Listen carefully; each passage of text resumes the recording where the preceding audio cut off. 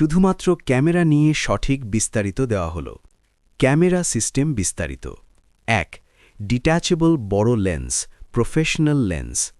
ফোনটির সবচেয়ে বড় বৈশিষ্ট্য হল বড় ডিএসএলআর স্টাইল লেন্স, যা আলাদা করে ফোনে লাগানো যায়।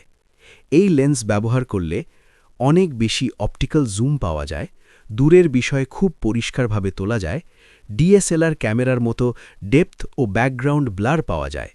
সাধারণ স্মার্টফোনের ছোট লেন্সের তুলনায় এটি বেশি লাইট গ্রহণ করতে পারে, ফলে ছবি বেশি ডিটেইলড হয়। ২. Main camera sensor.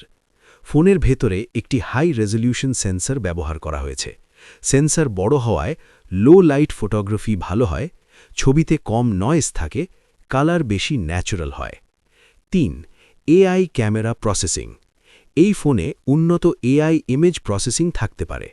AI scene detection, AI HDR, portrait optimisation, night mode. এগুলো ছবির কালার, শার্পনেস ও লাইট ব্যালেন্স অটোম্যাটিক ঠিক করে। ৪.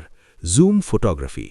ডিট্যাচেবল লেন্স থাকার কারণে long range optical zoom.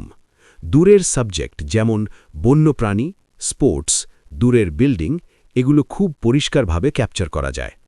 ৫. Video recording. এই ধরনের ক্যামেরা সেটআপে সাধারণত পাওয়া যায় 4K ভিডিও রেকর্ডিং, ভালো স্টেবিলাইজেশন, সিনেম্যাটিক ভিডিও এফেক্ট।